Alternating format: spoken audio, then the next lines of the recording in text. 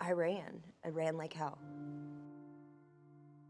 So as a junior in my undergrad degree of social work, I had some electives I needed to fill. There was a class open called Human Trafficking. I knew a little bit about trafficking. It's something that happens to foreign nationals. It's not but a few weeks into the semester, and we're starting to lay down kind of the foundations of what exploitation looks like. The small of it is it's the exploitation of another human being for labor, which includes sex, using these three key words: force, fraud, and coercion. And there was something particular about the way that the professor talked about the ways that traffickers use these types of techniques or mechanisms to get someone to comply. And many of those that were talked about were actual experiences of mine, and that I had experienced exploitation, what people commonly refer to now as human trafficking. When you're in the relationship and you're in that space, it's often really difficult to see what's happening. And when this professor in particular started to lay out this language around forced no food, lack of sleep, being on the move consistently, the light bulb started to come on. Because I could literally start to recall those things as the professor was laying those things out. I remember when I was kept up for days, 3 or 4 days at a time. I remember what it felt like to not have food or to be cut off from basic needs that would debilitate me from leaving or running or fleeing or calling law enforcement. Life was a little rough as a young person. Came from a divorced family.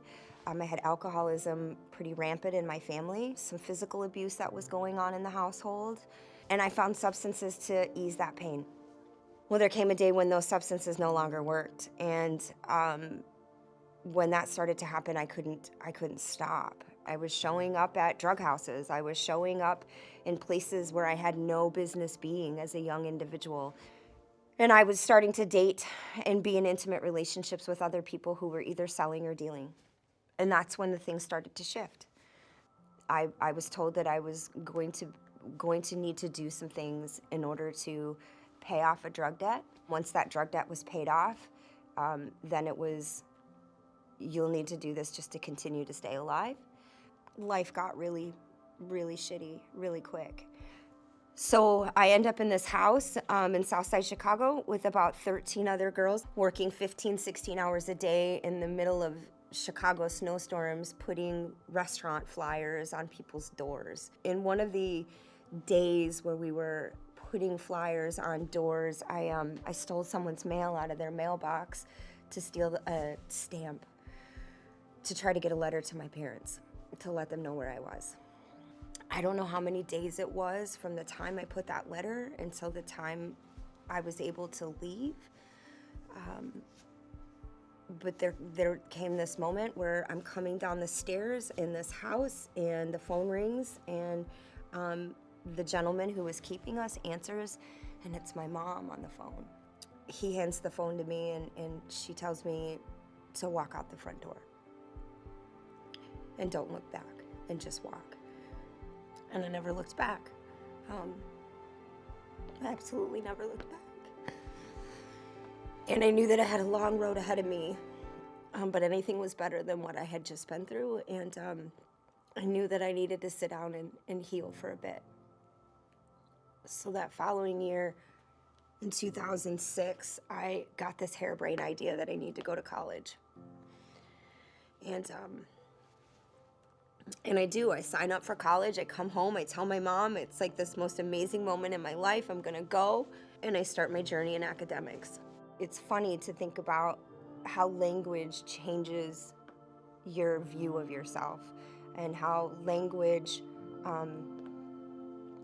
can set you free in a lot of ways. Not knowing or having the concept or the analysis to understand what you've experienced and be given that was its own set of freedom outside of fleeing from my exploitation in 2005. So there was a big gift and there was a big shift, and I did not want another young girl to think that she was bad, she was deviant, she was making bad decisions, that she just got in a bad relationship. I wanted young women and people in general to know that it's not okay. It's not okay for people to exploit you. So I've used that as my platform. Here I am, 7 years later, working in this anti-trafficking movement. I teach now the same human trafficking class that I sat in, which is super crazy, and being able to give that knowledge back to students, but also there's this weird space of, I wonder if someone else is in this room who may have experienced exploitation and will come to that realization in the framework that I may have, or that I did. Trafficking looks different for everybody, and it's easily misidentified, and it's easily skewed, and so I feel like my journey has led me here to be the voice and to be able to share that, and again in a light that's authentic and real.